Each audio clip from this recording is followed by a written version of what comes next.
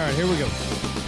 3, 2, 1. Boom, and welcome to Big Honker Podcast, brought to you by Dirty Duck Coffee. If your coffee sucks, it's not the duck. There's a bunch of ways to save with Dirty Duck Coffee right now. Well, tell me them. You can use the promo code Big Honker, save 15% at checkout, or you can sign up for their subscription program, and that will save you 20% off of regular price. So sign up for the subscription, and it delivers automatically. You don't even all you got to do is put in your order once, and then it keeps coming for as often as you want it. We get coffee delivered to the lodge about once a month. We get the Missouri Boat Ride everybody likes. It's the pecan flavored.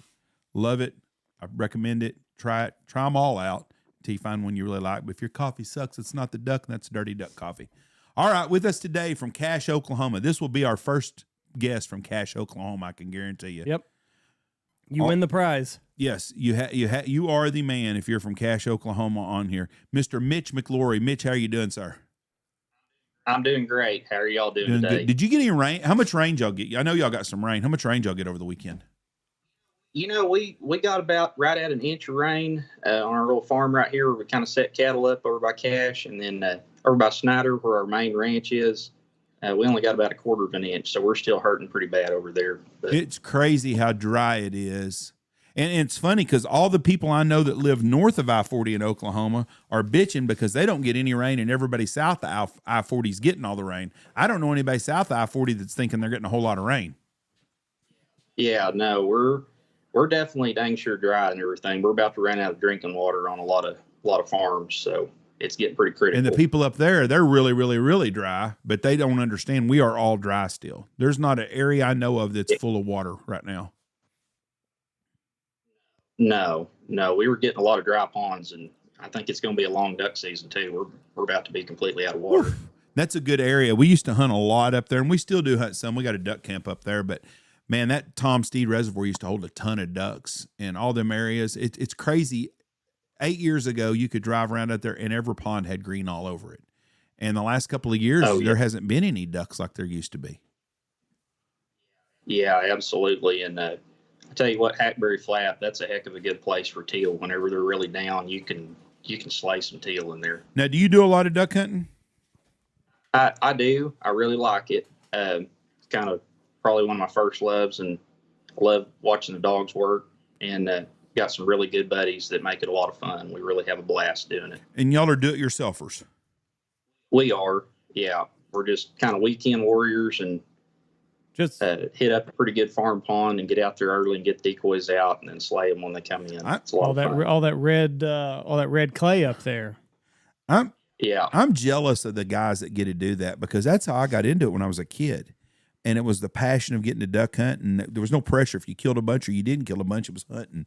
And I miss those days. I'm jealous of people that get to have regular lives and then get a hunt whenever they get a chance to hunt. Now, I'm not going to change jobs to any of them people, but I'm jealous of them because I think, man, that would be really cool to just get to be a part of a duck camp or a hunting camp. And a buddy of mine, Lucas, sent me a picture from Michigan, and he was hunting on public water, and it's flooded corn up there, and he had a beautiful pintail he shot, and I thought, man, that would be so fun to just be a regular guy getting to hunt again. I miss those days. So you also elk hunt, don't you? I do quite a bit of elk hunting. We're pretty fortunate. We've got a family ranch just right north of the Wichita Mountains Wildlife Refuge, and my wife and I actually bought a farm that joins it. Got to buy our old family homestead, and it's got an old cobblestone house on it, and we shot a lot of elk on that place. I was trying to think last night. I got totaling it up, and I think I've been on 28 successful elk hunts, and I've shot 10 myself over the years. Just right there in Oklahoma. Right there in Oklahoma, just north of the house, about 45 minutes. Pretty neat deal. What's the biggest elk you've killed? I shot a really big 6x6 bull 2 years ago, and that's the biggest one I've killed. He probably weighed 900 to 950 pounds, and I was all by myself when I shot him. So that's a lot of work. What'd you do then? Well, we've kind of got a pretty good system. You know, a lot of these people go up in the mountains and they backpack and elk out and everything, and I guess we're spoiled down here because, you know, won't shoot them unless we can pull up to them with a flatbed pickup with a hydro bed on it and flip them up on the bed with our arms, or drag them on a trailer with a 4-wheeler. So I've kind of got a system down to where I throw a little lariat rope over one leg and kind of back up and set the parking brake, and it's almost like another person holding it for you. So it sure makes a difference. What did he score Boone and Crockett wise? Well, I haven't scored him, but I'll send y'all a picture of him here for too long. But he, I would say he's probably 350. Wow, that's a big elk. He was a big sucker. Now, when you shoot an animal that big, do you have is that one bull? Does that give you enough meat for the year? Oh yeah, I think we got off of him close to 400 pounds of meat. Wow. Yeah, it was a pretty neat deal, and I think I made the best shot I've ever made on an animal too with him, because I was shaking like a leaf. I got down there right at daylight, and they were coming off this wheat field, and looked up, and he was in the back, and there's about 35 elk in that herd, and there was him and one other really big bull on the back, and I just kind of watched them trickle right in front of me, and my rangefinder wouldn't reach out that far. I just had a little cheap Nikon rangefinder, and I think he was right about 260 yards, and he kind of trickled right in front of him, and right about the time I got ready to shoot, flicked my safety off, and I looked behind him, and there was a stupid cow in the scope, just right over his back, just almost sticking her tongue out at me, and kind of waited a little while, and I was thinking, dang, what if I can't get him to stop again? And he stopped again, or I had a good clear shot, and I just squeezed it off, and I nailed him and just dropped him, and it doesn't work like that every day. I was pretty lucky on that. But what do you shoot at him? I've got a Seiko 7mm Magnum, and got to buy it off of my cousin right before he passed away of cancer, and so it's kind of special to me. It's a Seiko fin bearer, and I shoot 140 grain Barnes TSX, and it seems like it does some damage. Let me interject right here, Andy. Go ahead and explain why is that a good round? Because he fucking shoots it, it drops them all on one shot. Jeff. Me and Andy, absolutely, both of us know nothing about rifles at all. And when you're saying that, Andy was like, boy, I hope he don't follow me up and ask me a question on this. I was sure hoping it was like a 300 Win Mag or something like that. I don't know nothing about rifles either, so I was as lost as Andy was. But when I said, let me interject, Andy kind of looked over at me like, I wonder what he's fixing to ask. No.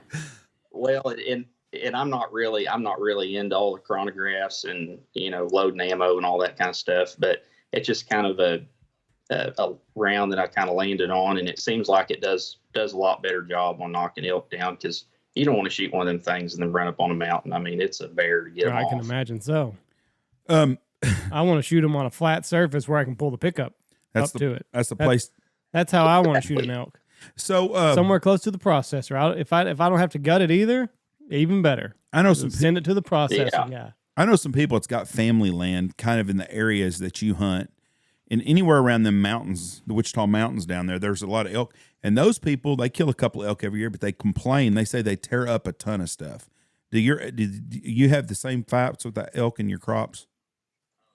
Oh, absolutely. You talked about 2 years ago when I shot that bull was probably the thickest I've ever seen them. We usually always hold about I'd say 20 to 40 head on the place that I hunt, this little ranch. And it's actually Saddle Mountain, Oklahoma. You know where Saddle Mountain's at? Have you heard that? No, I haven't. But where's it from? What's that place that has that good hamburger you like, Andy? Mears. Yeah, how far is it from? Most overrated hamburger on the planet. Yeah. They need some salt and pepper in that joint. Yeah, yeah. It's just straight north of there. There's kind of an old mountain that's kind of shaped like a saddle, and everybody kind of around here kind of knows it. And that's where my grandparents homesteaded. So actually own probably 2/3 of that mountain. And, we keep it fenced off. My granddad had to fence it off because these steers kept getting up there and getting lost. And, we just kind of stay off of it. And it's really been a blessing. There's a lot of elk up in there, and every year it seems like we're able to kill one or two of them. And But yeah, they'll do damage on some crops and they'll tear up fences. They're really bad on fences. They're almost bulldoze fence down.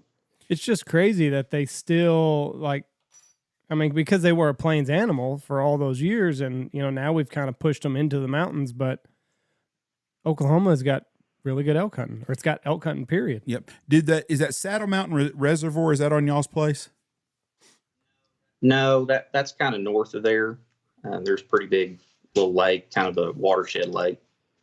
I saw something, I can't remember, I'll have to try to find it, but it was talking about all the animals. Actually, I think Luke shared it. I'll try to find it real quick. But from what I remember about this post, there was elk clear down towards Mexico. There was elk all over the plains. It's a plains animal. That's why when you go to Canada, you still see them in the plains. Right. They got drove to I guess the pressure put them in the mountains in the first place. And I'm sure they had elk in the mountains too, but they were a plains animal.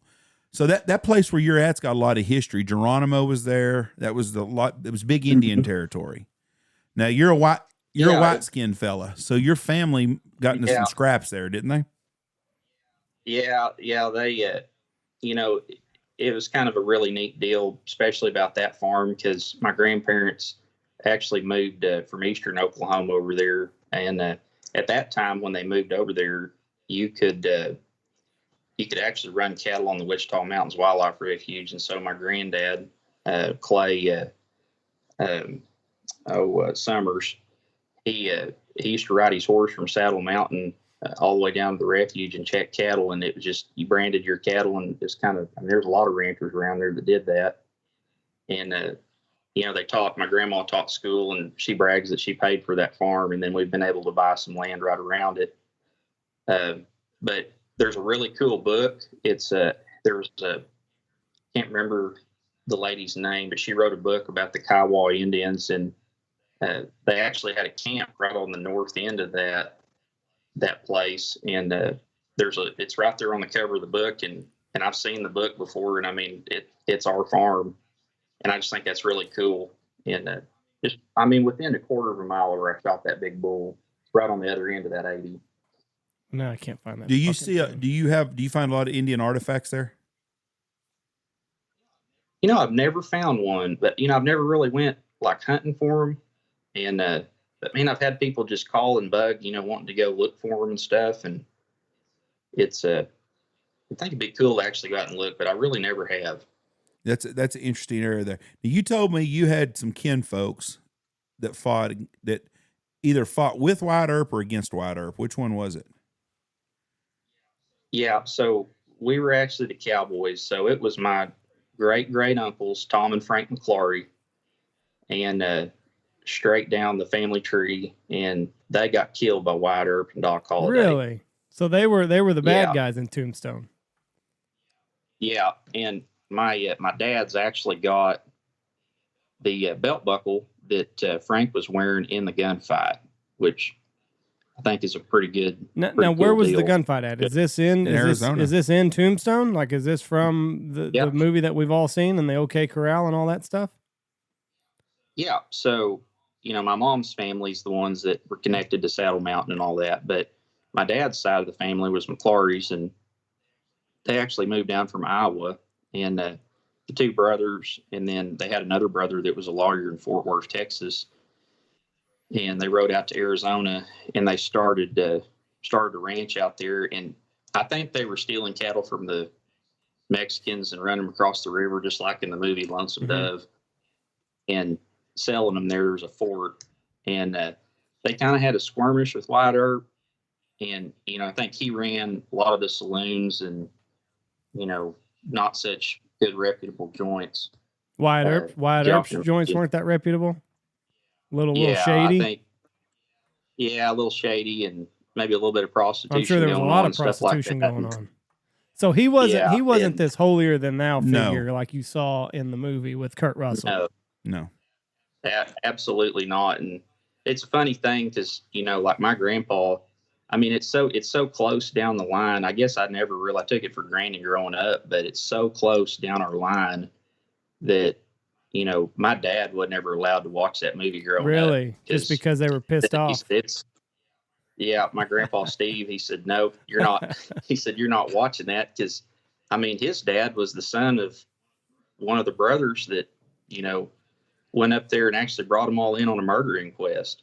So my dad's Shane McLaury, his dad's Steve McLaury, his dad was Finley McLaury, and his dad was W.R. McLaury, and he was a full brother to those two brothers that were killed in the gunfight. Frank and Tom. So was he the attorney? Yeah, W.R. was the attorney. So he actually, and that would be your great grandfather, correct? Do I have that right, or that's your dad's great? Okay, so that's your dad's great grandfather. Okay. Yeah, and he actually rode up from Fort Worth once his brothers got killed, and he brought all the Earps in on a murder inquest, and he was really mad. And there's all kinds of letters going back and forth between him and my great grandfather, and talking about how mad he was. And the cool thing about it, I guess he actually paid Ike Clanton $1,000 to go kill Wyatt Earp and Doc Holliday, and he didn't get the job done. And there's letters going back and forth between him and his dad, Robert Houston, that was up in Iowa. And it's just a really cool deal. That's interesting, because I'm fixing to start a book tomorrow about Wild Bill Hickok. And probably some of this I'm going to look for this. I'm going to see if they're involved if they're part of that book. But I'm going to. It's supposed to be a true book without a bunch of bullshit in it. And I can't wait to read it. And I'm going to start reading it tomorrow. Now, in the movie, and I mean, I don't know anything other than what was seen in the movie, and obviously, I didn't know that Wyatt Earp.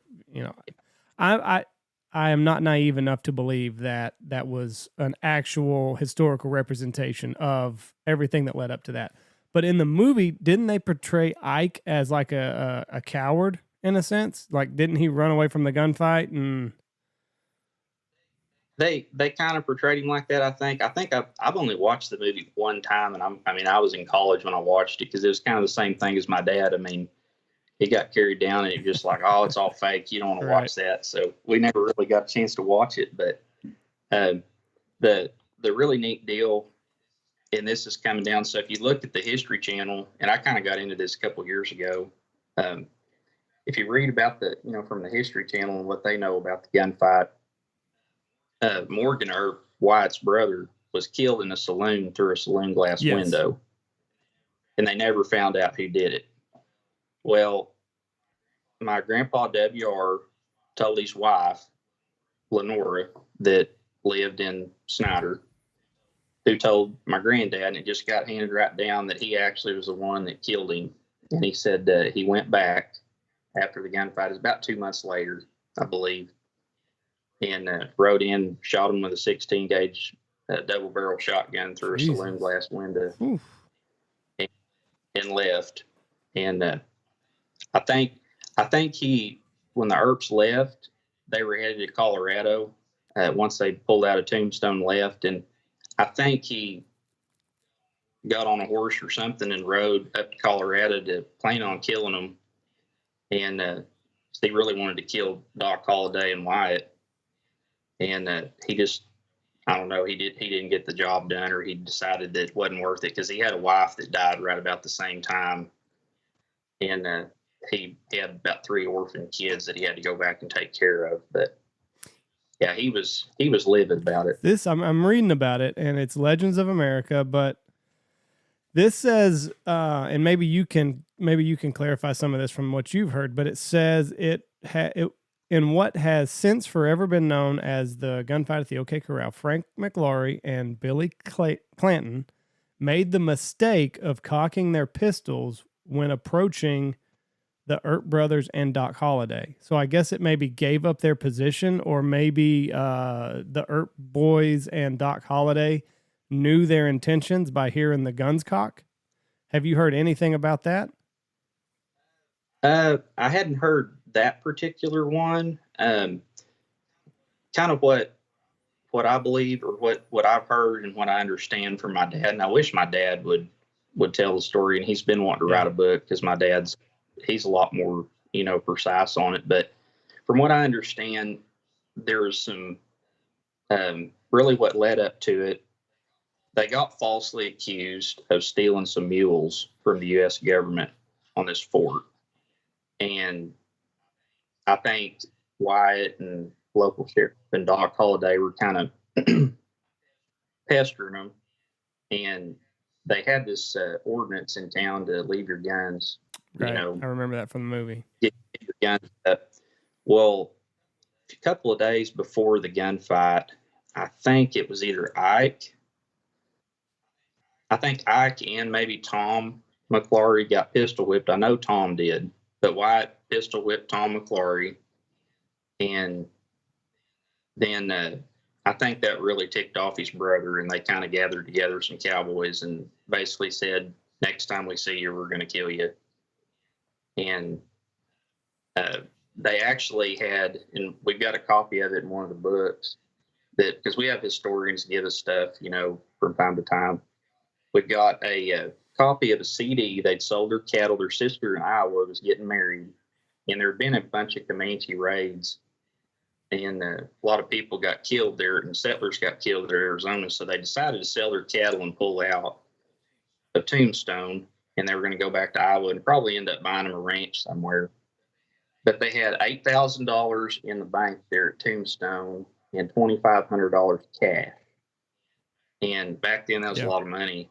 Well, Tom had that kind of sewn into his waistband of his pants, and kind of what we believe was that the Earps knew that and were trying to rob them. Really? They never found the money because it was kind of sewn into his pants. But the undertaker found it and then obviously gave it to my granddad, W.R., whenever he came up there to settle their estate. But they kind of had a lot of smack talking, and I think the day of the gunfight, they say that Tom wasn't armed, and I guess there was a lady on a little horse and buggy that saw the whole thing. She said that he went for a rifle in his scabbard, and the Earp shot him. But Frank definitely had a pistol. He had an ivory-handled Colt pistol, and supposedly there was a cousin of mine that ended up with it, and I don't know what happened. It'd be worth a lot of money. He lost it, supposedly, but I'd love to have that pistol. It'd be really cool. Yeah, it says here, it doesn't say, it says that Tom shot, and like you said, I'm sure he got a gun. On October 26, 1881, during the gunfight at OK Corral, Tom McLaury shot Morgan Earp in the shoulder. Doc Holliday instantly countered, shooting McLaury with both barrels of his shotgun. Both his brother, Frank, was also killed in the gunfight. Both are buried at Tombstone Boot Hill.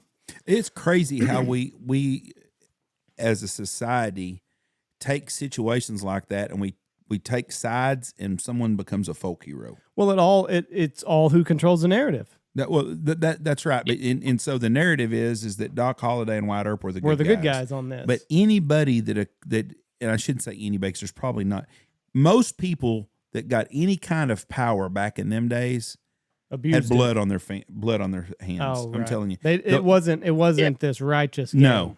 Somebody screwed somebody over. The Wagner Ranch, 600,000 acres, and he was doing business with the Indians.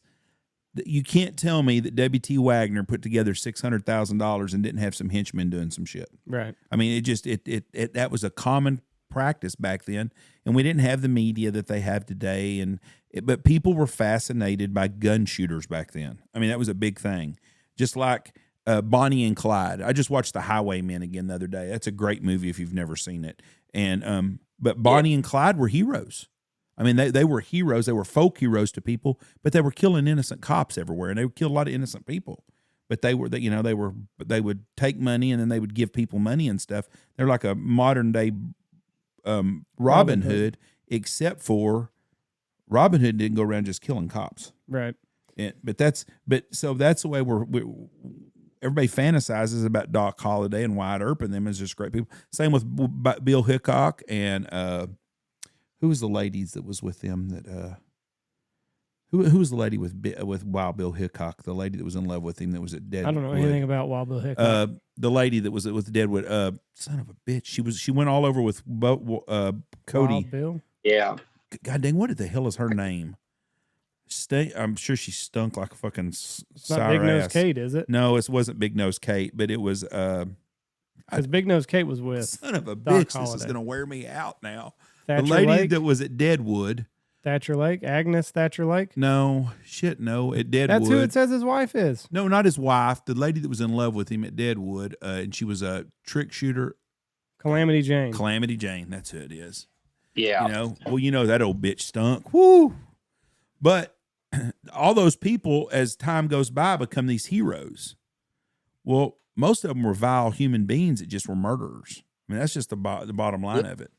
But it's funny that in old Western tradition, the outlaw is the one that gets glorified. Billy the Kid, like Jeff said, the Bonnie and Clyde. But in here, Jesse James, it's Wyatt Earp and Doc Holliday. So it's almost like the roles were reversed in this particular instance. Well, the storyline is they would go to a town that had a lot of problems because they had and they would go in there and they'd kill a bunch of people. And there was the fear of people were in there because they would shoot you, but they would give peace for a little bit, and then they would get up and they'd go somewhere else. And these towns, I guess, would get money together. And Dodge City, Kansas, have a lot of trouble. They would get together and they'd hire some guy that was a street killer, and they'd hire him to come in and be a gun for them and keep peace. Supposedly, there wasn't a real life bonanza in real world where you had Sheriff Coffee there and you had the Cartwrights, the good people there. That shit didn't happen like that. No, and that the other thing I think that really kind of solidifies, that I think back there he was really more of a murderer than a lawman, an upstanding. Yes, they had all that money on them, and then they were very successful. They'd made a lot of money buying and selling cattle, or stealing cattle and selling. That helps the profit margin a lot. Yeah, that helps your profit margin a lot, when you get them for nothing and sell them at $15 a head or something like that. But my granddad, whenever he rode up on a stagecoach to Tombstone to get all the Earps brought in on a murder inquest, he had some letters going back and forth to his dad and sister. And I guess the day of the murder inquisition, all the Earps and Doc Holliday showed up in court, and they had their guns on. They never made them take them off. And so obviously the judge let them off. And they had a couple pretty good eyewitness accounts. They had a retired sheriff or another guy read his eyewitness account that said that Tom wasn't armed and acted like he was just gunned down, wasn't even reaching for a gun. And then Frank, pulled his gun and shot. And I think Frank might have been the first one to shoot. And yes, that is according to. So I'm reading about the case here. Wyatt Earp testifies that he saw Billy Clanton and Frank McLaury draw their weapons. The first two shots were fired by Billy and myself. And then basically this is saying that Ike was a terrible witness and that he screwed up the prosecution's case. Yeah, and I think my grandpa had some letters going to his dad that talked about how mad he was about the whole deal, and why he gave him $1,000 to go and kill Wyatt Earp, I'll never know, because, obviously if somebody is that crappy of a witness, you shouldn't pay money to go kill somebody. But yeah, my grandpa's a tough guy, though. I mean, he rode all the way up there and got him brought in. He put him in jail for 2 days. Yeah, that's what it says here. It says they were arrested and held without bail. Now, your grandpa, how old was your grandpa when all this took place? Oh, shoot. I don't know. 18. He had to have been probably mid-20s. What was this, 1881. 1881. October 26th. So your grandpa was born in the 1860s. Yeah. Is that your great-grandpa or your grandpa? Great. This would have been my great-great-grandpa, W.R. McLaury, William Rowland. Okay. And he served in the Civil War, so trying to think back of what time span that would be. He might have been a little older. Okay. Yeah. So he where did he ride a stagecoach from? Did he take one in Fort Worth? Yeah, I guess there wasn't a train going from Fort Worth to Tombstone, so he ended up taking a stagecoach from Fort Worth. When did trains come out anyways? They didn't have trains during the Civil War, did they? I don't know. I don't think they had trains during the Civil War. I think it would have been after that. My whole history goes by watching fucking Hell in High Wheels or whatever it was on trains, which was a hell of another great series. So your grandfather, what an interesting family. Y'all had an attorney in the family, and there wasn't a lot of educated men in the mid 1800s. So you had an attorney, and you had two guys that were in the cattle business that got caught for cattle rustling. What are you more proud of, an attorney or two cattle rustlers? Because that's a hell of a story right there by itself. I don't know. I think it's kind of cool because I really think, my favorite movie, I think, of all time is Lonesome Dove. And I think that's really where Larry McMurtry probably got his storyline of him going across the river and stealing cattle and bringing it back. And it's kind of neat. It finally dawned on me a couple of years ago. I bet he got it probably from them. Right. I wonder if that was pretty common, though. It might have been. So you think about it, you're stealing cattle out of Mexico it's not like fucking with the cartel now, but you had to worry about the Comanche Indian. It was the Comanches that were down there, right? The Comancheros that were all along the Mexican, Arizona, New Mexico border. Those people were ruthless as hell. And you had to deal with dodging them. First, you steal cows in Mexico. You got to deal with Mexicans. Then you got to deal with the Comancheros. And then you got to deal with the U.S. government and Wyatt Earp when you get over here. That's a tough way to make a living. So this is saying that the Cowboys were aligned with County Sheriff John Behan, and Wyatt wanted Behan's job. And that's kind of where the tension started. They wanted to just basically come in and be the law enforcement for Tombstone, and the Cowboys had already probably greased the pockets of Behan to where they could do what they wanted to do. So it was just a power struggle. It's just mafia moves right here. Yeah, and kind of on a little side note, I think one of the funniest things back then, people couldn't spell, so they spelled her name wrong. And they spelled it like McLaugy, and instead of McLaury. And my granddad Finley, which had been WR's son, I think he flew out there on I can't remember back in it's probably around 1950 or something, made him change the tombstones to the right name. Like, listen, This is ridiculous. We got to have the right spelling on here. But we've got the original photographs of them in their, caskets that were the original black and white photographs that went in the paper, and now show you the belt buckle. And I'd even heard that Doc Holliday, that's the belt buckle that he was wearing. You go. That's the belt buckle he was wearing the day he was shot at the OK Corral. Yep. Frank McLaury. That's badass. Someone's going to reach out to you wanting to buy that now off of this. You watch. Not for sale. No. Well, everything has a price. No, I don't know. Someone offered you $1 million. You selling it? No. Wow. 10 million? I don't know. There you go. That's got a ring to it. Everything's got a price. But who's going to pay $10 million for a belt You never buckle? know. You never know in today's world. There's people that someone's going to pay $5 million for that home run ball and put it in a case and stick it in a room and sit in a recliner and look at it every once in a while. Part of their collection. That's the way collectors are. On a side note here, there's a really good series about Brady losing his Super Bowl jerseys, and they were all going to Mexico.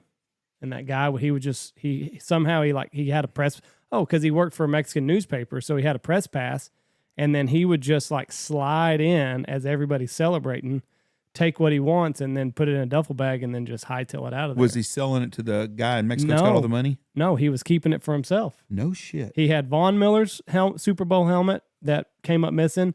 He had two of Tom Brady's Super Bowl jerseys. And they caught him? And they caught him. He was evidently the jersey market is pretty lucrative, and he wanted to buy a jersey from a kid, and then he started bragging about his jersey collection, and the kid turned him into the feds basically. But yeah, they fucking extradited him and all sorts of shit. And then they ended up not doing anything. Tom Brady was like, listen, just give me my jersey back and we're good. But yeah, the FBI agents went and raided his home in Mexico, and it was a big deal. But no, he didn't sell anything. The FBI went down there. Yeah. We can't find a fucking laptop, but by God, we can do that shit. Speaking of Tom Brady, I don't really want to get into football because it's not a football podcast, but Tom Brady went to a fucking wedding Friday night. Right. He doesn't practice on Wednesdays with his team. He doesn't go through a walkthrough. And he wants to chew on their ass on the sideline, their offensive lineman. I would love for one of them offensive linemen to get up and say, you know what? Maybe you ought to be part of this fucking team and start being here with us instead of being an asshole and not being involved. They won't do that because he's Tom Brady, but Tom Brady is done. Well, he got a Super Bowl jerseys back. Well, but who gives a shit? I wish that Mexican would have kept him. $10 million. Then that's kind of the maybe I don't want this belt buckle that bad. Yeah, I don't know. It'd be something to think about. Another cool thing that Dad just told me this morning, and I guess I don't know why he didn't tell me before, but so when my granddad, WR, he settled their affairs and he couldn't get anything done, and he heads back to Fort Worth, and I think he turned around and came back about halfway back and snuck into town and shot Morgan, killed him. Well, then he heads back to Fort Worth after that for good. And, he had this wife that just passed away of cancer and had some little orphan kids. And he had a mule trading business there, and he had about 100, 200 mules that he, rent out to people, to ride and stuff like that. Well, I guess after a while, and he kind of got their affairs in order and kind of got, because he drained his finances pretty bad, I think, trying to really battle that deal and get his, brothers, get his brother's stuff taken care of. And he gets on a stagecoach and he heads to Colorado, kind of chasing the Earps. And I think he was really planning on probably trying to kill him. And about halfway along the way, I guess he got jumped by some Comanches. The stagecoach did. And my dad actually had a stone head. He said whenever he was a kid, I don't know what they did with it, but it was a tomahawk head. And I guess they had to fight the Comanches off. And and I said, what you ever do with the tomahawk head? And he said, oh, it's laid in the weeds somewhere. I don't know. I was like, gosh dang, that's pretty cool. That's a tough world back then. It was. Can you imagine how long it took to just ride a stagecoach from Fort Worth to Tombstone, Arizona? 2 weeks? I don't have a clue. I mean, what, 20? That's if you don't have any problems? 20 miles a day? 25 miles a day, maybe? Well, they say the Texas county seats in this part of the world are a day apart, 33 miles apart, 35-ish, and that's what you could do in a day. So you could go from county seat to county seat. From Seymour to Benjamin is 33 miles to Guthrie to Dickens to Crosbyton to Lubbock. That's interesting. So it was a day's ride. It was a day's ride from fort to fort to fort to fort, and they're all about 30 to 35 miles apart. The mail service back then, the Pony Express, was better than the mail service we have today. If you get shit out of Fort Worth, I can guarantee you. But those guys, they hired guys that had to weigh less than 140 pounds. So they could be fast? 140 pounds, couldn't be married, couldn't drink, couldn't smoke. Disqualifies me.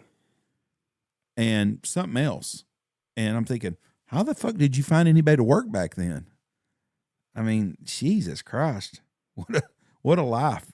And they would ride hard, and I don't know how far they would ride, and they would switch at the stations and stuff, but the Pony Express, that'd make a good movie. The things they had to go through to be a part of a Pony Express. But just that stagecoach ride from Fort Worth to Tombstone, Arizona, if Andy's saying what he's done, it would be more than 2 weeks. Shit, it would take you a week just to get it. Out of Texas? It'd take you longer than that. From Fort Worth, it would take you 2 weeks to get to New Mexico. Yeah. And, but yeah, that's kind of the gist of the story. And then, after he settled everything, I think after he got jumped by the Comanches and had to fight them off going to Colorado, I think that's when he realized that, no matter what I do, my brothers aren't going to, come back. So he went back home and finished raising his kids. And then the really cool thing about my granddad, WR, he came up to Oklahoma, and I think he bought a farm right down there south of Snyder, which is just about 20 minutes west of Cache. Just to kind of give a little bit of reference there. Most people don't know where Cache is. Yeah, if you go to Lawton, Oklahoma, you go about 30 minutes west. That's where it's at. This says you could average about 5 miles an hour in the late 18th century stagecoach. So I guess it would depend on the time of year. If you had 12 hours in a day, you could go, 60 miles? If you're in the wintertime and you've only got 8, which this happened in October, so I mean the days are getting shorter, and I'm assuming you don't want to be riding at night. Let's just say 50 miles a day. Okay. From 50 miles a day in a straight line from Lubbock to Fort Worth is a good, 400 miles? Yeah. Yes. 400 miles. That's 8 days. From Dallas to Lubbock. So you're a week just to get into Lubbock? I can't imagine going across fucking New Mexico. Oh, my goodness. There ain't a straight place over there. That would have been a horrible ride. Oh, my goodness. And then into Arizona. Can you imagine living the time if you would have been born around 1860 and you would have lived to be 80 years of age? You would have made it to 1940, the things you would have seen in your lifetime. I mean, oh, yeah. Because my grandfather used to tell me stories about old men when he was a kid. And both of my grandparents lived to be in their 90s, 199, 193. But they both would talk sometimes about when they were a kid and being around adults and stuff. Well, both of them were born in like 1910, 1912. And so in their lifetime, if they were in 1925, they were 12 years old. Well, in 1925, if you talk to a guy that's 60 years old, shit, he'd seen the end of the Civil War. Mm-hmm. I mean, that's a crazy time and passage in time to modernization from, running water, toilets in your house, electricity, a telephone, and TV. And what's crazy is it seems like it's so far away, but it's not. We're only 3 or 4 old men away from these times. Yes, that's right. And I mean, just like this, there's a pussification in America, but back in those days, I mean, if you bumped into a guy at a saloon, it might cost you your life. If you bumped into the wrong person and didn't mind your P's and Q's and buy him around or whatever, like you could literally end up in the street fighting for your life. Yeah. Yeah. And, I guess what I'm so proud of is, how tough my granddad was here. He lost his brothers, lost his wife, and raises these kids by himself, and then gets remarried, continues on his life, comes up to Snyder, Oklahoma, buys a farm down in the Little Red Hills, and starts farming, and they just had mules, a team of mules. And my dad's grandpa Finley, he hated farming, absolutely hated it. So he went on to be a lawyer, graduated from OU. And that's what he said. He said it took him a whole day just to get around the field one time with some mules. And I mean, I just think how tough that you had to be, back then. 100%. Young people today have no clue. Even we don't. I mean, I'm 54 years old, and I'm. Could you imagine it taking you all day with a team of mules just to plant couple hundred acres, if that? For you at that time, I think you could only farm like 10 acres per person was all you could farm of wheat. I don't know for sure the numbers, but there was a limit on how much wheat you could plant per family. They didn't have farmers growing 1,000 acres of wheat and shit back then. Mm-mm. And the cool thing was, back then they really struggled, I think, down south of Snyder in the Red Hills. So they moved up kind of just a little bit west of town. And Granddad W.R., he had a quarter right there, and we've still got that farm today. And he built a house on it out of redwood, had all the wood brought in from California, and it's still standing. And my dad was raised in there, and his dad was raised in that house. And now it's got a rattlesnake den underneath it, so I don't think I will have anything to do with it. But shit, I know a guy that can get them out if you ever want to refurbish that. We can get the guy from Abilene. He'll come up there and take them all out. You can be living in there again. What a different what a different world we live in compared to what those are some tough people. Even the story of how Oklahoma with the Sooners and the people coming over in the land grab and stuff, that's an amazing story on its own. That's a story that's not really told a lot. We need to get a historian on here to talk about that. But those people, come from all over the world. There was people from all different countries that come there to get a chance to get, they give them 40 acres or 160 acres. What was you took Oklahoma history. How much land were they allowed to stake off? Yeah. In Oklahoma, it's 160 acres. 160 acres.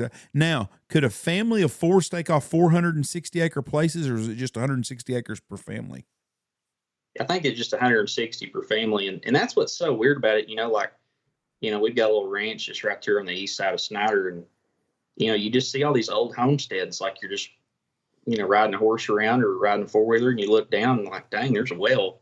Mm-hmm. And then you go another half mile and there's another one, and you can see like where they, had an old house at one time, and there's like some old weird looking wire and old cedar posts that are rotten. You're like, what the heck was that? Well, that's probably where they had their pigs, Right. Yeah, it was a different deal, but and the people and everywhere in the country, from North Dakota to Texas, every little area had their own school, a little wooden school or something, a one-room schoolhouse about every 6 to 8 miles, because there would be 15 families in that area. Because every section of land had 4 families that lived on it, basically. Everybody had 160 acres, and they had their own garden. They had a milk cow. They had chickens. They got their own food. They raised their wheat. They'd send it off to a mill to have it ground up for them and stuff. And those people were just trying to survive. That was the whole thing. And until World War II came, people didn't leave the farms, and then they left the farms during World War II, and then we become to the industrial age, which we've actually been during World War I to World War II. But it's what a time in our country, and those people were tough people.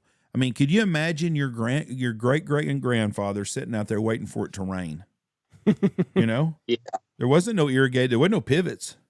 Mm-mm. You're relying on good old rain.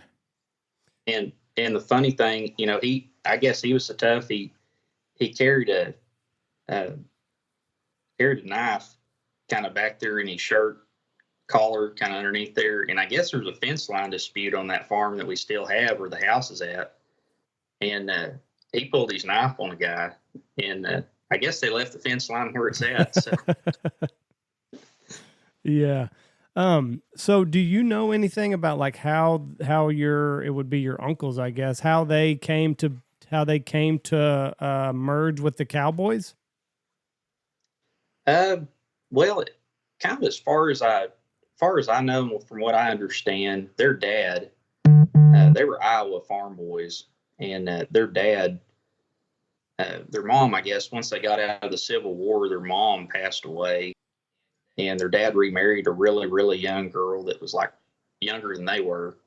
Mm-hmm. And I think that kind of ticked them off. And so WR went down to Fort Worth, and they rode out to Tombstone to go check on the silver mines. And I think they kind of got in with the Clantons, and, the more Cowboys, the better. And it looked to me like there was one map that an old historian, I think his name was Paul Johnson, and then there was another one, I can't remember, that gave Dad a book. And he had, it looked like they had probably 150,000 acres on one side of Tombstone, and then the Clantons and had ranch pretty much a similar size on the other side of Tombstone. And it looked like maybe the Clantons had the water, and McLaury's, had a lot of pretty good looking grass and at the time, and maybe had more Cowboys. And so they just kind of teamed up, and more guns the better. And I think that's how they were able to do what they did. And they made a lot of money from what I understand. It's just crazy. John, I mean, this is just, I personally, I like Tombstone. I think it's a great movie, but I'm sure that they took a lot of liberties to make Wyatt Earp and Doc Holliday to be better than what they were. But I think I'd heard that Doc Holliday, he wasn't very big on like fair fights. Like he'd kind of always be the person that snuck up behind you and shot you, or maybe I'm making that up, but I think that we've talked about that before. But I mean, my goodness. And the fight only lasted 30 seconds. Yeah. And we kind of always laugh, there's kind of a standing joke in our family. Well, they should have shot straighter. But it's crazy what history would be had they won. Like, would they have, because I'm sure Wyatt and Doc, they started spinning things to where they were the good guys and the Cowboys were the bad guys. But if the Cowboys would have won the fight, would they have done the same thing and made it out to where history now sees them as the guys that were protecting the peace because they were with the county sheriff? And then you had these Earps and Hollidays that were trying to overthrow the lawmen of Tombstone. Yeah, there's no telling. I mean, I'm sure. I mean, that's the thing. This stuff, this is just what I know from growing up and always being told. And there's really no telling with history. I mean, people embellish stuff over time, but it is pretty cool, really. Have you been to the site? Have you been to Tombstone? No, but about 2 years ago, my dad went, and he said it was pretty neat to go up to Boot Hill and see the tombstones, and I guess they got like a gunfight reenactment there, and he said it's pretty neat. And he had dragged my mom. I don't know that she was too fond of it, but she went and she ended up really enjoying it, and it's pretty neat. That's crazy. What a time! What a family you got there. I mean, my goodness, you got a bunch of, like Jeff said, you got a bunch of attorneys and outlaws, which I guess is a good combination if you're going to be outlaws. You want an attorney on your side. Heck yeah, and I kind of broke the cycle. My dad's a 6th generation lawyer, and I broke it. Now I'm an ag banker. So, and they all went to OU. I went to OSU. Oh my goodness! Is OU playing football this year? I don't know. Dad was sure moping around after that Texas game. So, well, that was take you out behind the woodshed and whip your ass whooping too. Of course, I'm crying from Saturday. That was a TCU baby. This is what's crazy. Oklahoma State plays Texas this weekend, right? Mm-hmm. And Quinn Ewers is with Texas is a different football team with Quinn Ewers. If OSU gets beat by Texas, which I'm not making any forecast on that game, if that happens, OSU went from a top 10 team to completely out of any kind of big bowl game in 2 weeks. That's nuts. Yeah, I don't know if y'all watched the game or not. Did y'all watch the game? We watched Alabama and Tennessee. Yeah. I don't know. Spencer Sanders looked like he was pretty beat down, I think, from the Baylor game. And they hammered him. And I think that had a lot to do with it. I'm thinking if we hadn't played Baylor the week before or had a little bit easier team or played OU, maybe we'd have been all right.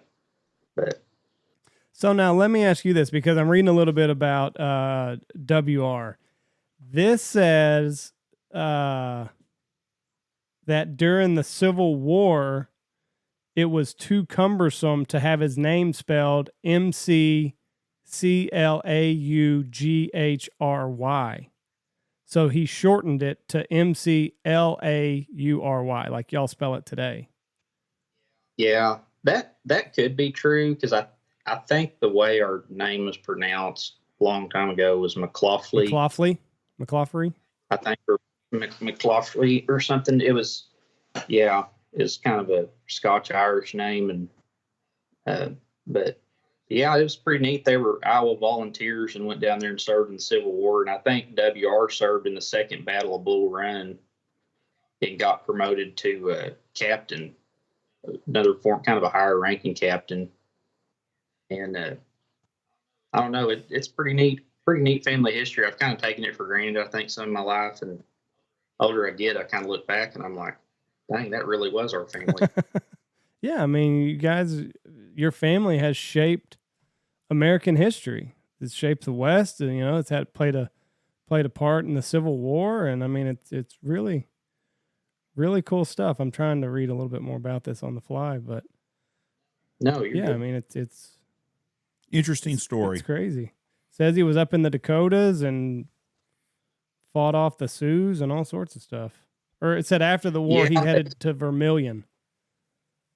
Yeah, he pretty much started up in North Dakota and worked every single land run and just set up, and I'm sure drew the deeds up and all that, and came all the way down, and I've actually got a desk that was his old law desk. Oh wow!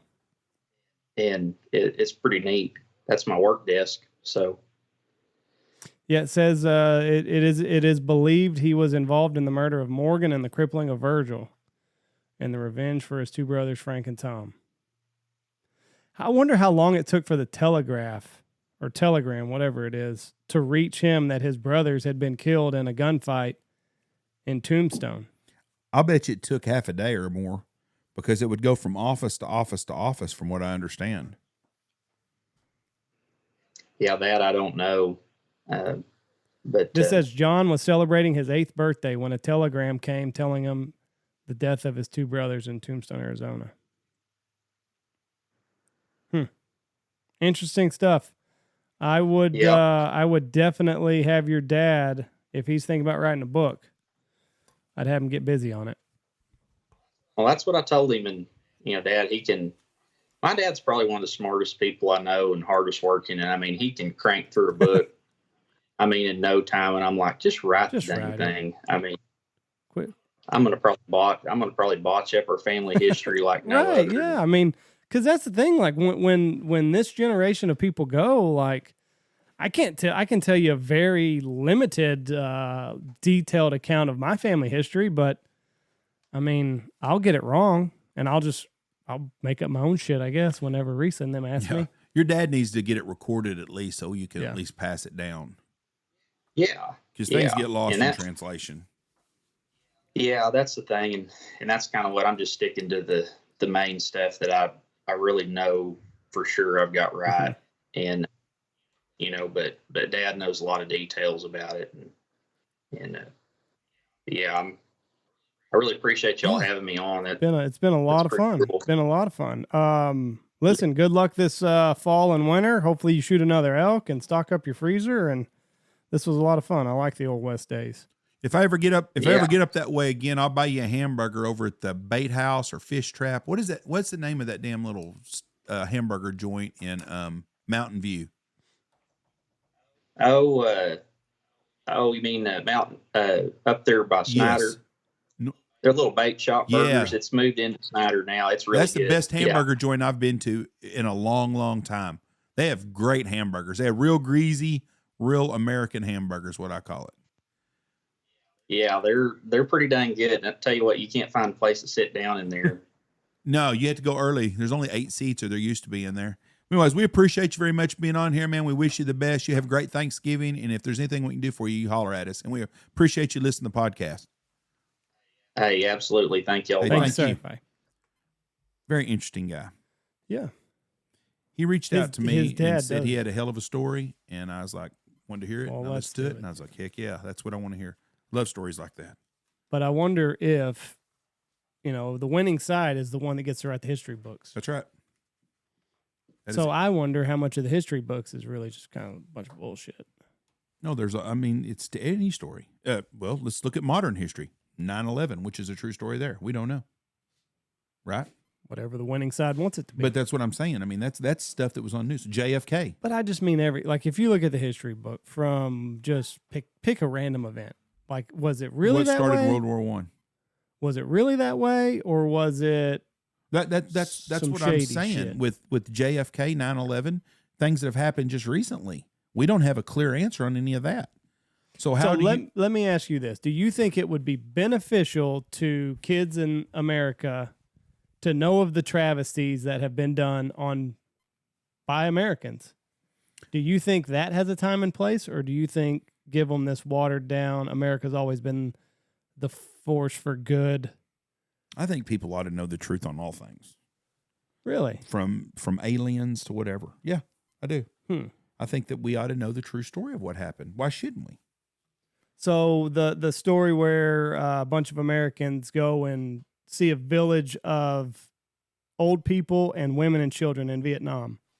I think and they go and rape the entire village. All the women, shoot all the elders, and then shoot the women in the back of the head and kill the kids. You think that high school kids should know that? I think everyone should know the whole story. I don't think that it's something that you maybe want to teach in your class, but yes, I don't think you should cover it up. You think we should cover it up? I don't know. I don't know what that would do, Jeff. But I know, like, whenever I come across things like this, it leads me to believe what else was I not lied to about, but what was we've been happily omitted. But that's been for years. Right. Over a lot. That's what I'm saying. Because I was always brought up, and I still we were the good guys. We were the good guys. Like, so when I read that, this band of rogue soldiers in Vietnam raped all these women and shot all these old people in the back of the head and ripping babies from their mom's arms and shooting them. I was like, oh, fuck. You have to be it made my stomach You have to be turn. an evil person to do that. I don't know that it's evil or if it's just they were just there for too long. I don't. They saw too much, and then everybody became the enemy. We as society sugarcoat everything to make ourselves feel better about what's going on around us. But that's what I said with modern history. How much of that is sugarcoated that we're seeing? And I think that 50 years from now that we're going to know more about 9/11. We're going to find out the truth about it more. And I think we're going to find out about our last election and other things that have happened in this world. Easy. But I believe this. And didn't say nothing wrong. I'm just telling you that as we go in time, we're going to find out all the stuff that's happened in modern is no different than what happened before. I mean, what do you think they were telling people was the situation in the Black Hills with the gold in the Indians? Why the Indians were the bad people. That's right. And the Indians on that case weren't bad. They'd been lied to. And I'm not an Indian sympathizer. I think back then there was conquer and be conquered. That was probably kind of the way the world was. The Indians were fighting each other and doing the same thing to each other for thousands of years. That was just part of it. But the media was telling the society one thing and really what was happening in another end of it. And I think there was a bunch of Indians that were attacking and killing innocent people walking across the plains too.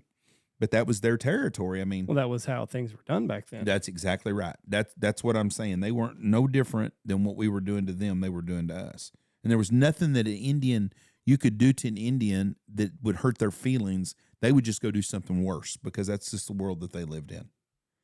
So the guy that owned Building 7, he was in an interview and he said, I remember getting a call from the fire department commander telling me that they were not sure they were going to be able to contain the fire. And I said, you know what?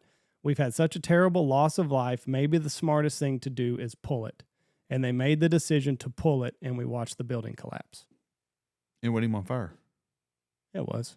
Building 7 was on fire? Building 7 was on fire somehow. Oh. But so he's saying right there that they made the decision to pull it down. I thought it would be 10 minutes. You got to go? No. But, Tony, 351. 351. That's the number. Yep. But I don't think there's nothing about that whole day that is normal. I've told you my theory. I think that the buildings were so tall that I think that the Americans were afraid whenever they built them. So they rigged them with explosives so that they wouldn't topple over. I think it was a defensive maneuver on America's part. That's what I think. Okay. And then whenever they saw what had happened, there's just a button that they push, and then it all goes down straight instead of toppling over. Okay. You don't believe that? No. Well, how else? So you think that? So I mean, how else does Building 7 collapse? He said, "Let's pull it," and then it collapses. I think there's some big cover up going on somewhere. But how do they get in to do all that stuff without anybody noticing? That I don't know. I don't have an answer for you. I don't think that we had set aside explosives in the World Trade Center when we built it so we could blow it up. No, I don't think that. So then what's your theory then? Come up with a better one. I don't have one, except I think that our crooked ass government's got something to do with it. Oh. Well. And I used to not think that. I'm telling you right now, I used to sit right here and I would have defended George W. Bush every day. You would have just. I would have said no. Gone to the grave. Never would have done. Yeah. If I'd have died 20 years ago, I'd have died knowing America was attacked by a bunch of terrorists and that George W. Bush was a damn good man and a good president. Sure would have. And I can't say that now. And now all of a sudden, just no, we don't know. I don't know. But do you think that that's just because of what we've seen since then? Not necessarily what we saw on that day, but you've seen what the government is capable of, and you're just like, what else have they lied about? Yes, I think I don't trust anything. This whole, just like last night in the football game, Jill come out and sang "Fly Eagle Fly" or whatever they fly, and they were booed. It's all over social media. Yeah. But if you watch the news, it's like, oh my gosh, Jill Biden's here, and there's the media lies to us. So I saw Joe Biden in California, and I saw people heckling him everywhere he goes. Everywhere they go, they get heckled. So no, I don't believe much the government says, and I damn sure don't believe anything the media tells me. They're self-serving, but I think that we've gotten. I just don't think 9/11 was exactly the way it happened. I do believe that the airplanes crashed into the buildings. I saw that. What about the Pentagon? I don't believe that happened. You don't? You think that was a hologram? I think it was a missile. Oh. Is what I think. How can you not find parts of a fucking airplane, but you got the guy's driver license in the front yard? Look at Building 7 falling. From a fire? From a fire? No, that didn't fall from a fire. From a fire, Jeff? I agree with you. I'm not saying it wasn't explosive. I don't think they put explosives in when they built the damn things. How tall was Building 7 anyways? I don't know. How are you going to get that all done in a day? Who said they did it in a day? I just don't see how. And then how far is that away from the World Trade Center? Right across the street or something. But so what are they saying, that the fireball went out? I don't know. So you don't know how Building 7 caught on fire? I do not have a clue how any of that happened. I mean, if that building right there isn't on fire, but the building across the street is, that building ain't gonna catch on fire. It's a damn rock building with glass. Right. It's not like a wooden structure.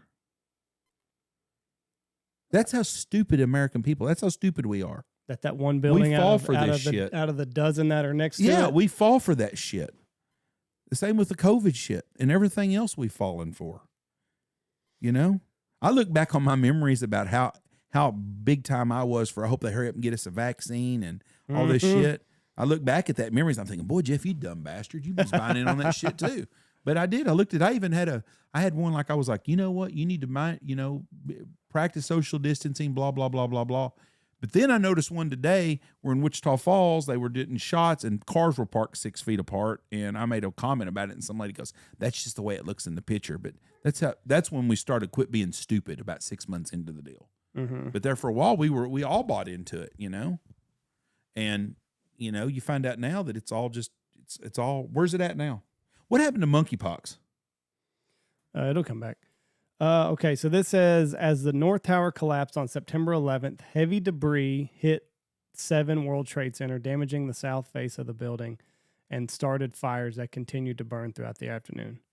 The collapse also caused damage to the southwest corner of between floors 7 and 17 of the south-facing. I don't know what all that means, but anyway, it's saying that when the North Tower fell, the debris came into this and set it on fire.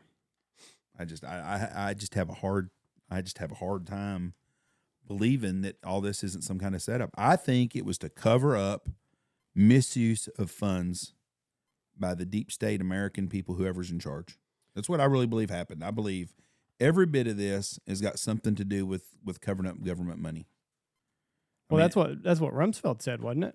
Yeah, and supposedly it was $2 trillion or something that was missing, and it just happened to be his office that got blown up by this Tomahawk cruise missile jet airplane. My thing is, what happened to those people that were on that airplane? $2.3 trillion. Did they crash it out in the middle of the ocean and drop them down? I mean, there's people missing.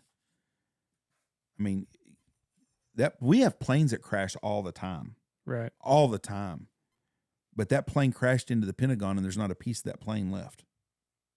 Well, according to some estimates, we cannot track $2.3 trillion in transactions. That's on September 10th of 2011. Yep. And then we saw what we saw. Yep.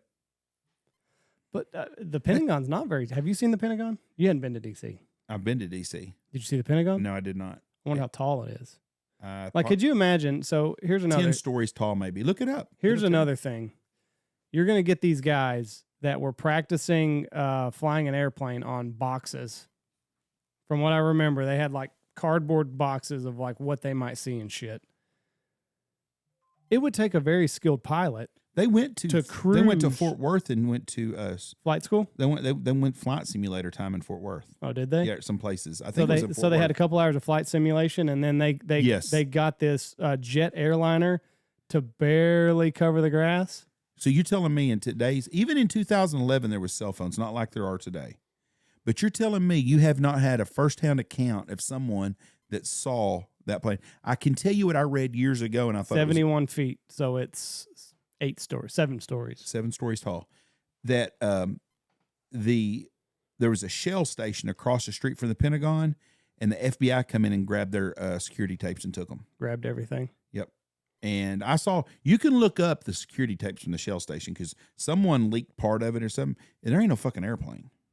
Now, the problem is a Tomahawk cruise missile probably goes 1,500 miles an hour. So it's just going to be a flash anyways. Right. But a fucking airplane flies 400 miles an hour, 500, 600. You're going to see that. Yeah. I mean, it's not like a plane goes flying by and you don't see that son of a bitch.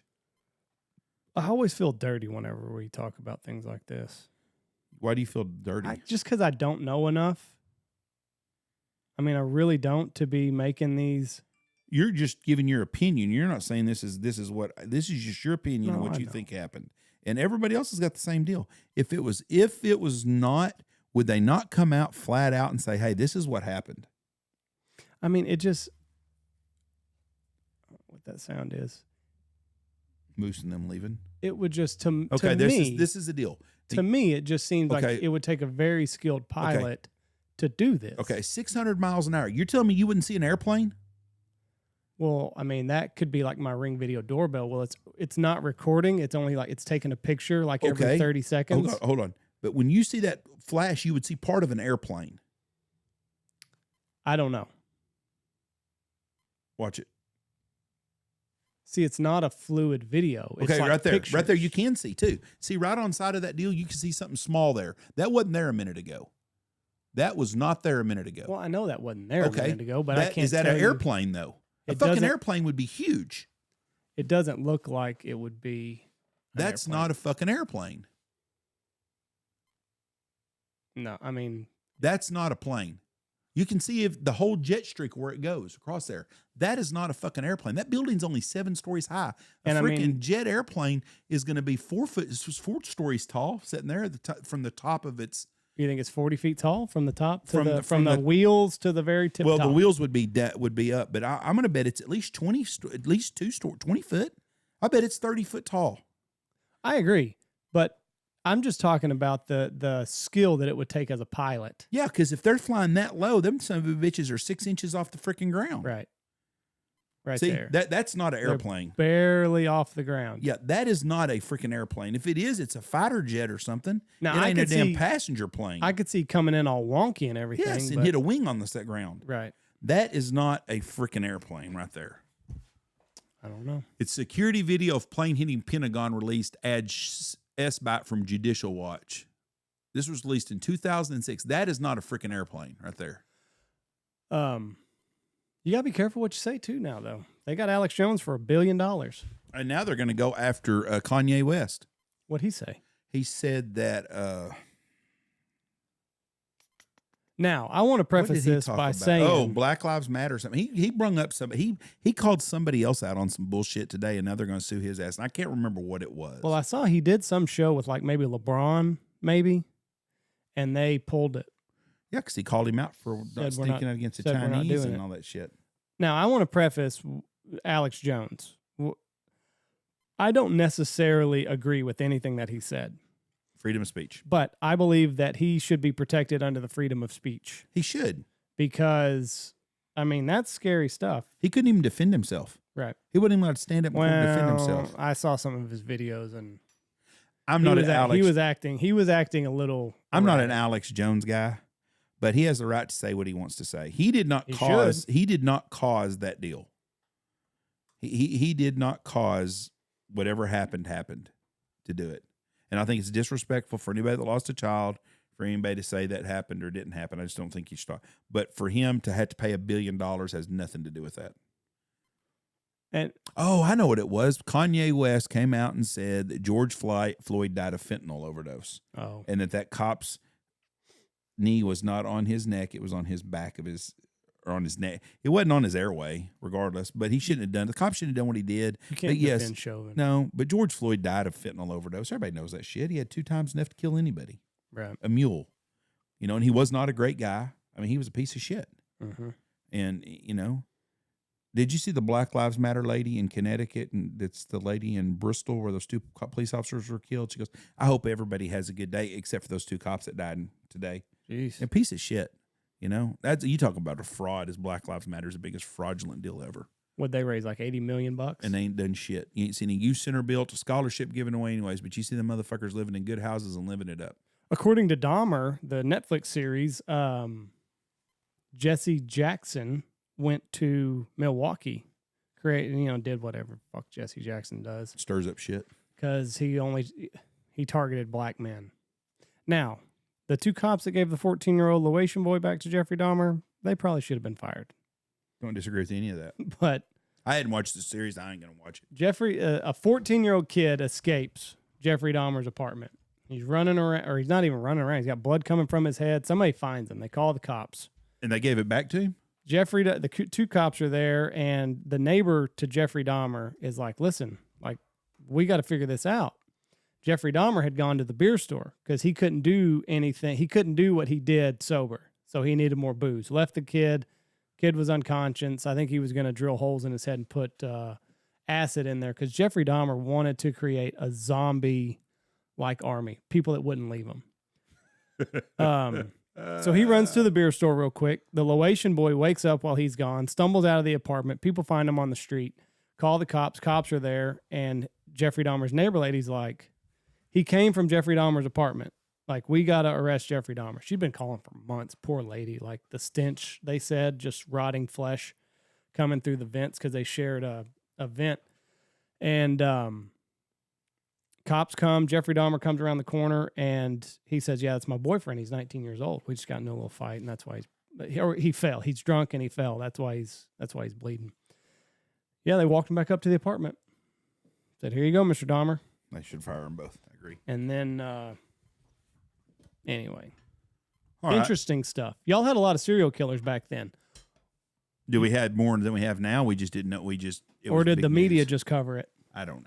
There's. You had Bundy, you had Dahmer, you had John Wayne Gacy. Like, I don't know of any serial killers now. I'm sure there are. Bullshit. There's like a bunch of them running loose right now. So the media just doesn't cover it. It's just not news. There's no. All I gotta do is fucking follow politics. We just want to cover Trump and all that stuff. Give me your early predictions right now. Does Trump run again?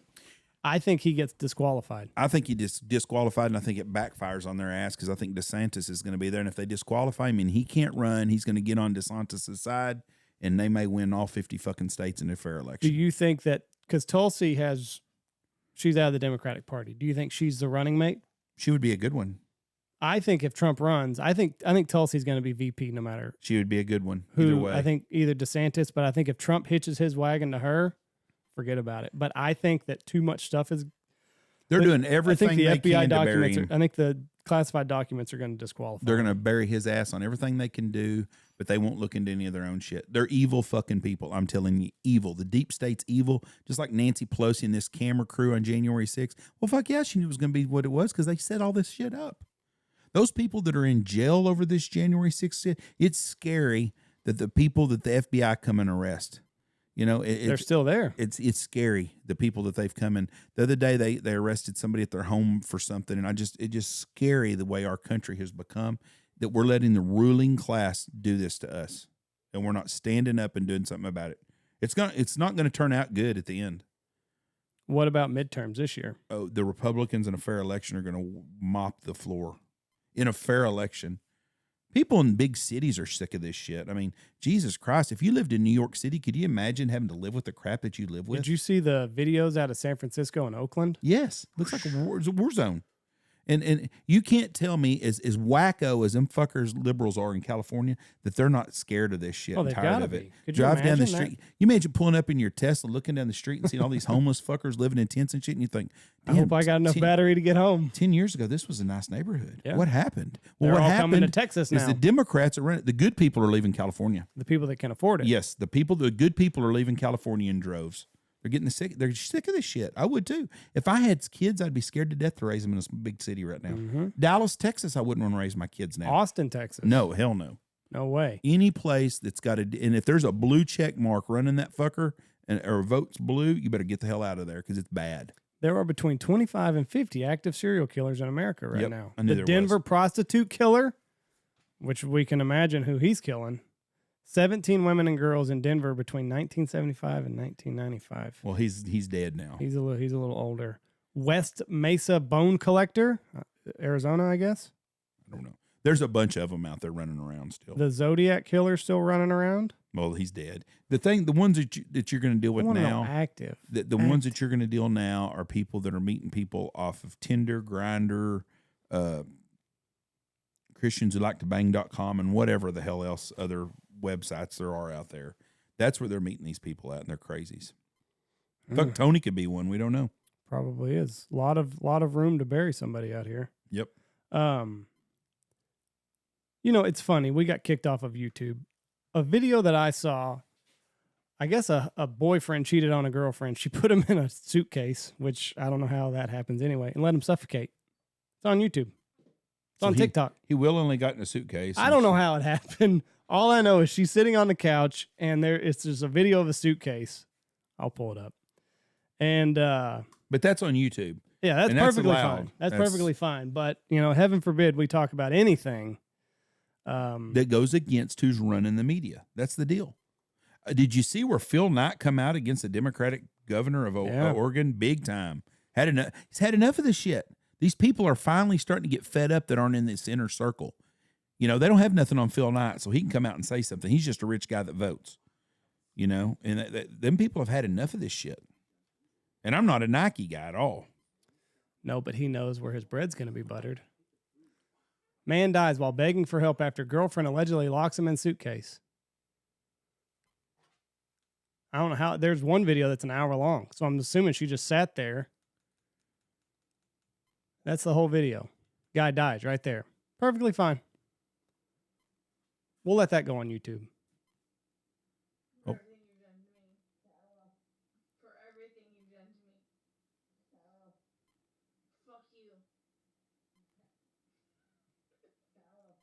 Okay, I don't want to see this sick shit.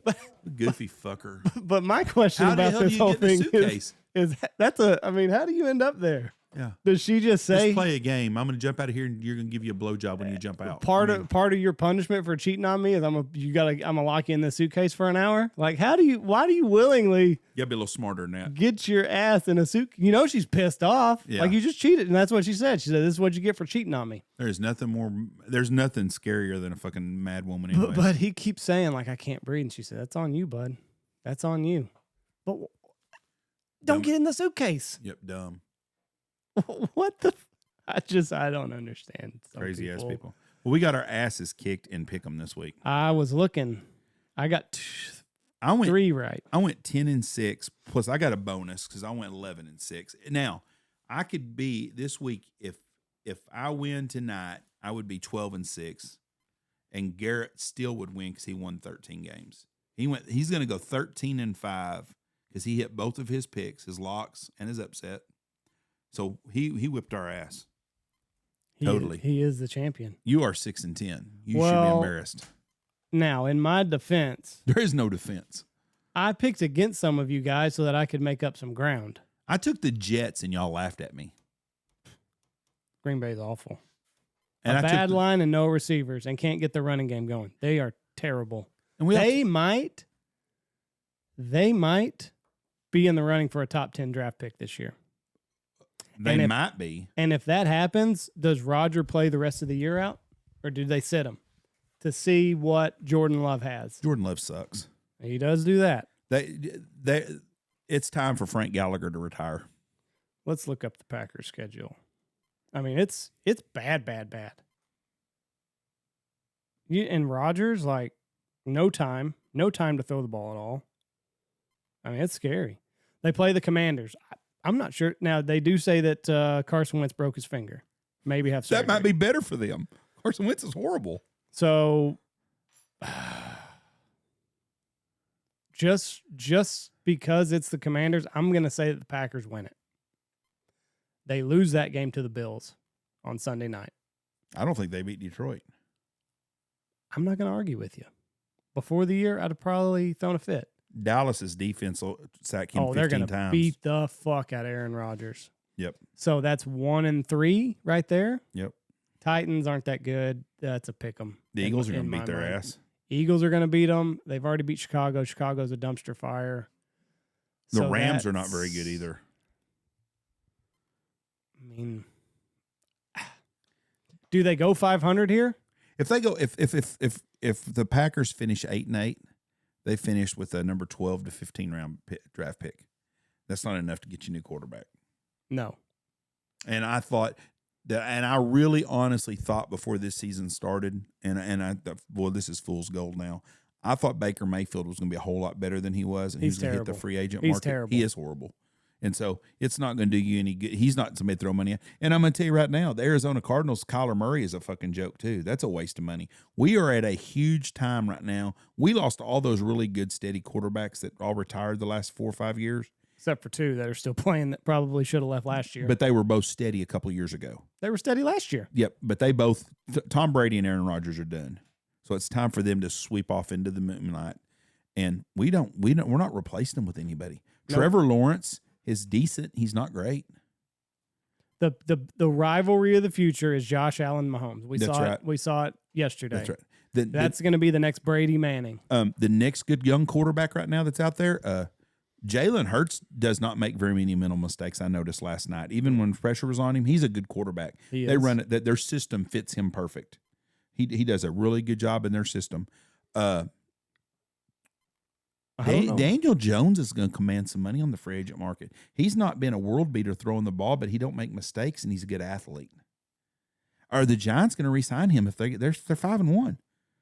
If they end up, let's say they end up with 6 losses at 10-6, that's a great year. Or 11-6. Are you going to re-sign him? Right. I mean, who are you going to go get? I know the Niners, they lost yesterday, right? Yes. But I mean, even then, what do they do with Garoppolo? He's their quarterback to go. I don't think Trey Lance is going to be it. But they're in that situation that they got to figure it out. They've seen one game out of Trey Lance. A half, and he was horrible. So I mean, that's what I'm saying. They're kind of stuck. You know, the Chargers' young quarterback is good. You know, the Saints play better with Taysom Hill than they do with anybody. They lost to Andy Dalton. Joe Burrow is a good young quarterback still, but there's just not very many good young quarterbacks right now. There's a lot of young quarterbacks, but there's not very many good young quarterbacks. That's why the Dallas Cowboy fans, I think, are fools that think Dak Prescott, they're better with Cooper Rush. They're not. It's going to be very easy to go back to Dak Prescott after last night. No, I still seen people this morning talking about it. Why? Because it was 20-17? Yeah, well, Cooper done good. Cooper Rush has not scored. They can't score 20 points a game, you know? Best thing happened to Dallas last night was Lane Johnson got hurt and went out, and they couldn't run the ball like they were doing in the first half because Lane Johnson controlled Michael Parsons in that first half. Right. He was wearing his ass out. But, you know, the Broncos, they have a quarterback problem. Seattle, Geno Smith actually looks pretty decent. Mm-hmm. I mean, he does. He looks better than Kyler Murray does. Better than Russell Wilson. Yeah, a lot better than Russell Wilson does. And, you know, the Fields kid at Chicago, the other night he played good enough to win. His team didn't help him any, but he looks like a runner, not a quarterback. Mm-hmm. And so, I don't know. Football, there's a lot of question marks right now. Ryan Tannehill doesn't look that bad compared to a lot of quarterbacks. It's been a weird year. It has been a very weird year. Nobody's scoring any points. Just looking at the pick'ems right there, like Tampa Bay, Pittsburgh. Like, who saw that coming? Evidently, our guest did. Yep. No, he went Tampa Bay also, didn't he? Yes, he did. Yeah, he did. We all lost that one. We all lost Baltimore. The 49ers, Baltimore, Tampa Bay, we all lost. Weird year. Next year is going to be kind of sad. I think the NFL is a lot better with Brady and Rodgers in it. They are, and just like I think it was better with Peyton Manning and Roethlisberger. But time marches on, and I got a message yesterday, and it said, "Who's Andy going to start taking now? Who's going to be his team next year?" And I said, "I don't know. Maybe Zach Wilson, maybe Justin Herbert. I don't know." Zach Wilson of the Jets is not a bad young quarterback. He's not. I like. There's a lot of quarterbacks. I mean, Justin Herbert's a lot of fun to watch, and Josh Allen's a lot of fun to watch. Mahomes. I want good ball games. I want high scoring ball games. Well, there's not very many of those anymore. It has been brutal. I do not want to watch a 3-3 halftime type of game. Will Thursday night football? Who plays this Thursday night? No. Cardinals and the Saints, I want to say. On Thursday Night Football. I want to say. So there's a good chance we will not break 40 points again. I think that's who it is. I probably need to type that in differently. Or you probably could just went to NFL schedule for this weekend. Well, fuck. That would probably been the easiest way to do it. Well, it probably would have been, Jeff, but I wanted to type in that. NFL Week 7. Saints Cardinals. Final answer. I'll bet you there'll be, two struggling offenses too there. I mean, we just don't, they don't have no shootouts anymore. Mm-mm. And we've got a new pickup or survivor pool game that started this week. Ooh, I got to get into that. And I'm going to tell you right now, there ain't no easy games to pick. Cowboys and Lions. Is that an easy game to pick for a survivor pool? No. Falcons at Bengals. No. Packers at Commanders. Is that an easy game to pick? Motherfucker. I'm going to be out week 1 of this thing. Why? There's no easy. There's not an easy pick. Bears and Patriots. Surely New England should win, but I don't know about that. Chiefs and 49ers is a great game. Seahawks and Chargers. Which Chargers team shows up? Raiders at Texans is, to me, the Raiders are by far the best team there. Broncos and Jets. I don't know who the hell. I wouldn't be surprised if the Jets win that. Giants and Jaguars. Giants should win, but I wouldn't be surprised if the Jaguars win. There's nothing there. All right, I got a ton of shit to do. I got to get out of here. It's got to be this one. It's got to be that Tua's coming back. They move the ball. It's got to be the Dolphins. Well, I would think so too. Oof. Fuck, I'm screwed in this. I mean, it's a hard week to come back. I'm taking the Ravens. That's who I'm going to take. If I was taking someone, I'm taking Tampa Bay. Oh, that's a good one too. Yeah, Buccaneers over the Panthers because Panthers are horrible. They're going to try to trade Fire Christian sale. McCaffrey. Robbie Anderson has got kicked off the bench by the coach. He's going to get traded somewhere. They owe him $23 million next year. So good luck, Robbie Anderson. And I don't know, they're horrible. What a joke. All right. Get out of here. Enjoy your vacation. And thank you, everybody, for listening. Yep. If you see a fat guy in New York, holler at me. Bye. Go check out all of our sponsors. Listen, Dirty Duck Coffee. Sign up for their subscription. Save 20% off of that. Or if you want a one-time purchase, use the promo code Big Honker, 15% off. Pacific Calls, BHP25, 25% off. Boss Shot Shells, Dive Bomb Industries, Gundog Outdoors, Shin Gear Waders, Lucky Duck, Looking Glass Podcast, Alpha Outdoor Specialties, Bangtail Whiskey, Stanfield Hunting Outfitters, Double T British Kennels, and Dirty Ducks Unlimited.